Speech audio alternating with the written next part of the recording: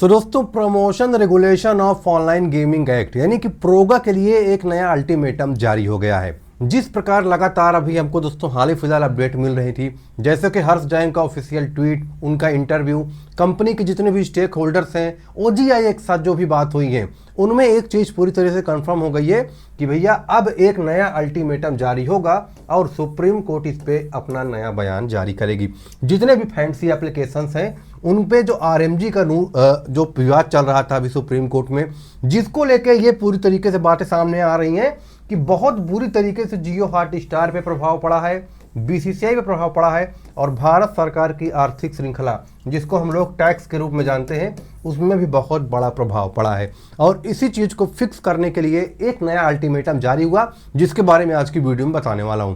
सभी भाइयों से रिक्वेस्ट है कि वीडियो बहुत ही छोटी सी होने वाली है, पूरी इन्फॉर्मेशन इस वीडियो में बता दूंगा। आपके मनी कॉन्टेस्ट कब वापस आ रहे हैं, उसी के साथ साथ क्या फैंसी का आगे भविष्य हो सकता है और क्या अल्टीमेटम जारी हुए हैं, और ये भी बता दूंगा कि भाई क्या आगे का फ्यूचर हो सकता है और कब आपके फोन में पहले जैसे कॉन्टेस्ट वापस आ जाएंगे।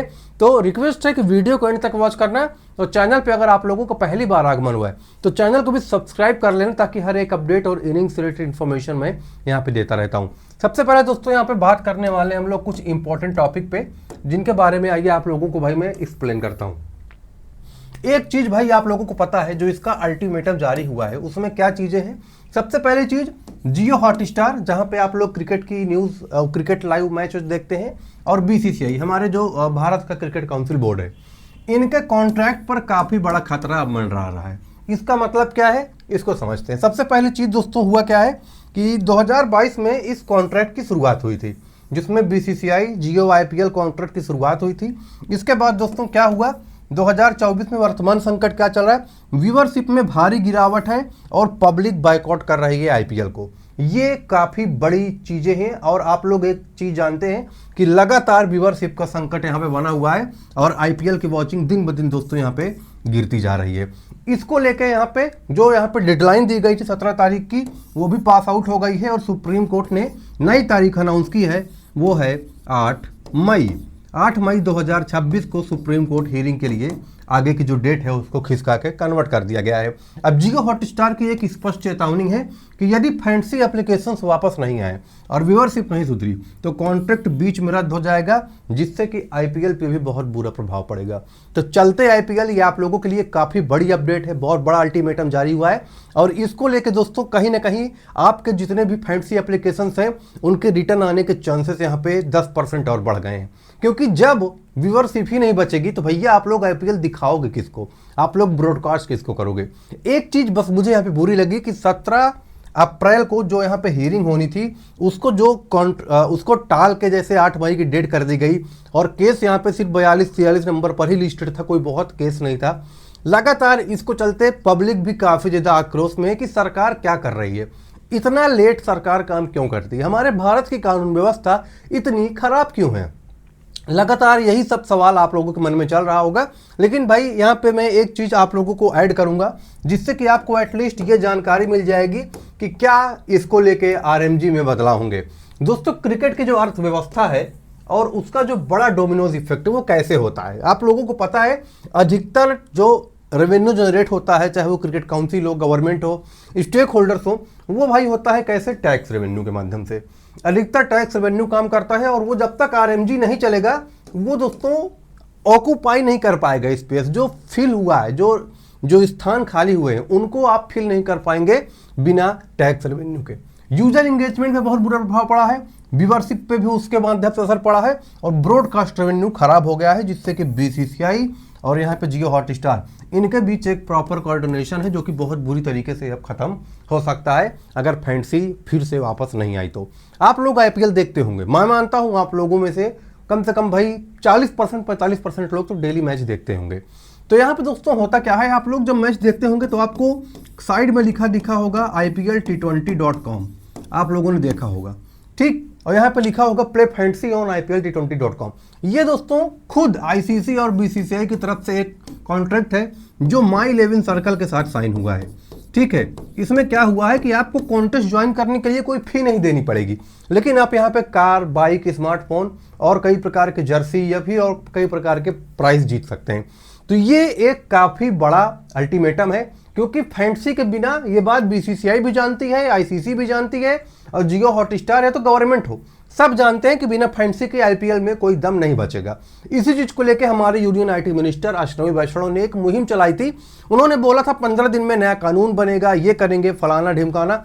कुछ नहीं हुआ, क्योंकि उनको पता है अगर इस इंडस्ट्री को खत्म किया तो क्रिकेट पूरी तरीके से खत्म हो जाएगा और पूरी एक सेक्टर को तबाह हो जाएगा। अब दोस्तों, सेक्टर खत्म हो जाएगा तो इससे काफी बड़ा वो नुकसान होगा, और इस चीज को टूटने का परिणाम यही है कि फैंटेसी गेमिंग की कड़ी वन को हटाने से यह पूरा चक्र ध्वस्त हो रहा है, जिससे कि इकोसिस्टम बहुत बुरी तरीके से पिट रहा है और इसका नुकसान हो रहा है। और दोस्तों, अगर इस चीज़ को नहीं सुधारा गया तो हो ना हो, आज नहीं तो कल बहुत बुरा प्रभाव पूरे क्रिकेट इकोसिस्टम में पड़ेगा। अब यहाँ पे एक चीज़ आप लोग ये समझ लीजिए, जो द लीकेज मॉडल है वो कैसे काम कर रहा है। विदेशी एप्लीकेशंस का खतरा बढ़ रहा है।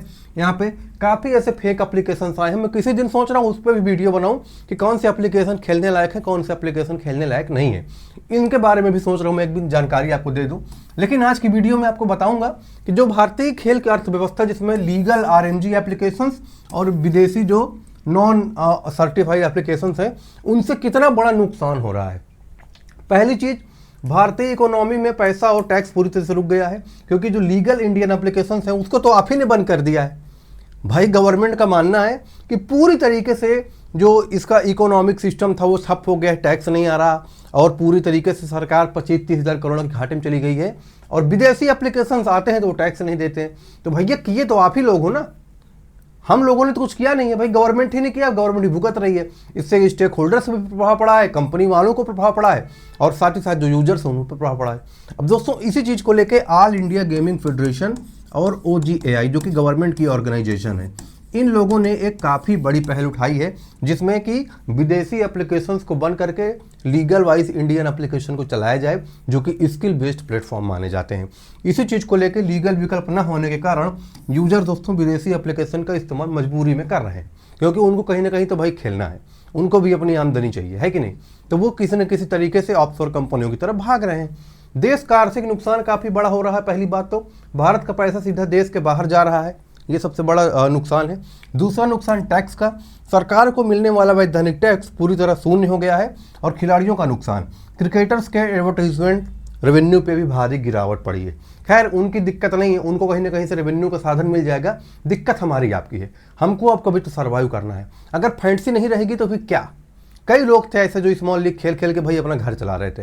मैं सबकी बात नहीं कर रहा हूँ, लेकिन कुछ लोग मेरी बात से सहमत होंगे कि भाई एक हमारे पास मौका था, ना सही करोड़ों लेकिन कुछ जीतने का मौका था, लेकिन वो पूरी तरीके से अब गवर्नमेंट की वजह से बंद हो गया है।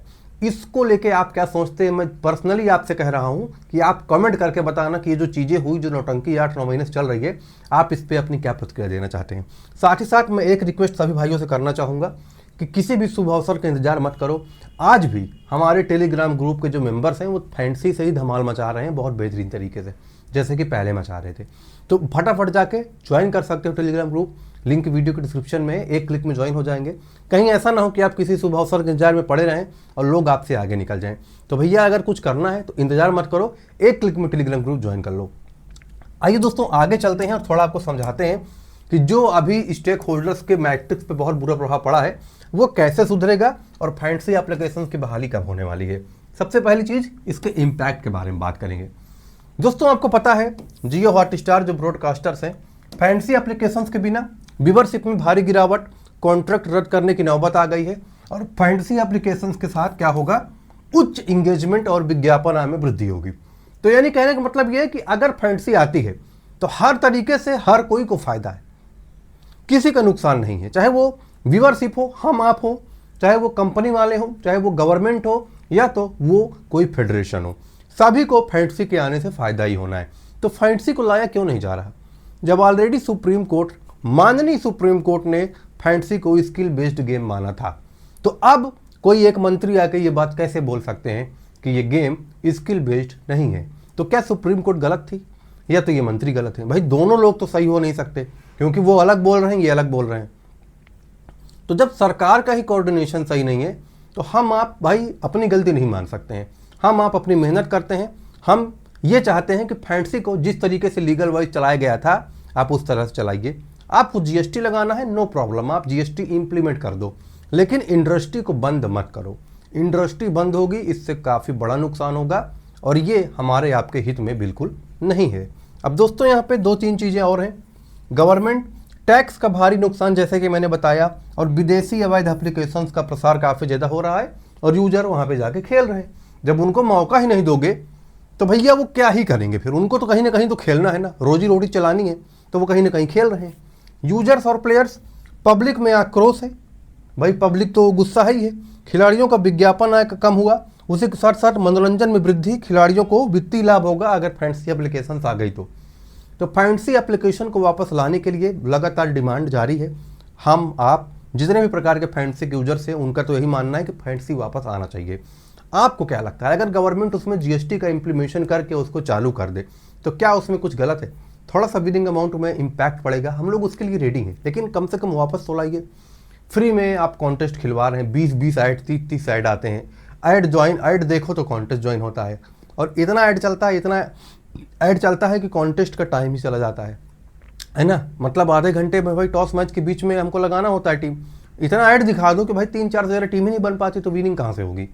तो इस चीज़ को लेकर लोगों में काफ़ी आक्रोश है और इसको सुधारने की कोशिश हालांकि चल रही है। और 8 मई को जो डेट दी गई है वो दोस्तों टेंटेटिव डेट है, उससे पहले भी एनी टाइम यहाँ पे सुनवाई हो जाएगी।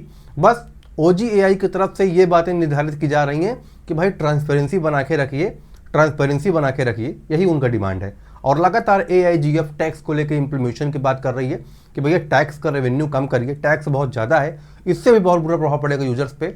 और इसी को लेके अभी तक इनके बीच साठगांठ नहीं हो पाई, जिसके चलते इतना डिले हो रहा है। बाकी आप लोग इसके बारे में क्या सोचते हैं? आप अपने मन की बात बताइए। क्या लगता है कि फैंसी के साथ जो चीज़ें अभी हाल फिलहाल में चल रही हैं वो सही हैं? क्या फैंसी को वापस आना चाहिए, और आना भी चाहिए तो किस रूप में आना चाहिए? क्या उसको पहले जैसा कंडीशन हो या तो कुछ चेंजेस होंगे उसमें? आप लोग इसके बारे में अपने मन की बात बताइएगा।